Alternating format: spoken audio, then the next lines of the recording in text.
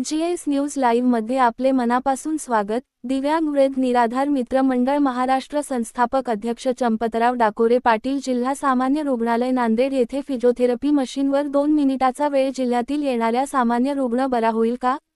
चंपतराव डाकोरे पाटील, नांदेड जिल्हा सामान्य रुग्णालय श्री गुरु गोविंद सिंग हॉस्पिटल नांदेड येथे दि. 29 जुलै 2026 रोजी दोन्ही पायाने दिव्यांग असलेले व दिव्यांग, वृद्ध, निराधार मित्र मंडळ महाराष्ट्र संस्थापक अध्यक्ष चंपतराव डाकोरे पाटील यांनी फिजिओथेरपी घेण्यासाठी गेले असता त्यांना लाईनमध्ये 11 वाजता फिजिओथेरपी मशीन लावण्यात आली। ती फक्त 2 मिनिटे। त्यावेळी डाकोरे यांनी डॉक्टर कडे विनंती केली, सर मी दिव्यांग आहे, मला खूप त्रास होतो व मला येण्या जाण्यासाठी 300 रुपये ऑटो खर्च येतो व वेळ जातो, तुम्ही 2 मिनिटात मशीनवर मला त्यांचा लाभ होईल काय असे प्रश्न विचारले असता पेशंट गर्दी पहा, सर्वांना सेवा द्यावी लागते असे उत्तर मिळताच डाकोरे यांनी जिल्हा शल्यचिकित्सक यांना फोनवर तक्रार केली।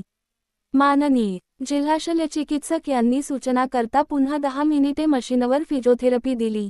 माननीय जिल्हा शल्यचिकित्सक साहेब विशेष लक्ष द्यावे, कारण जिल्ह्यातील रुग्ण आपला आजार कमी व्हावा म्हणून गोरगरीब रुग्ण आशेने येतात, त्यासाठी फिजिओथेरपी कर्मचारी वेळेवर येत नाही, वेळेच्या आत पेशंटला 2 मिनिटे देऊन शेवटी निवांत राहत असल्याचा अनुभव आहे।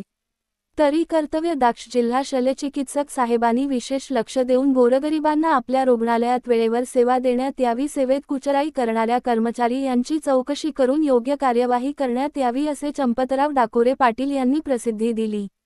जीएस न्यूज लाईव्ह मुख्य संपादक मारुती पाटील वडजे नांदेड।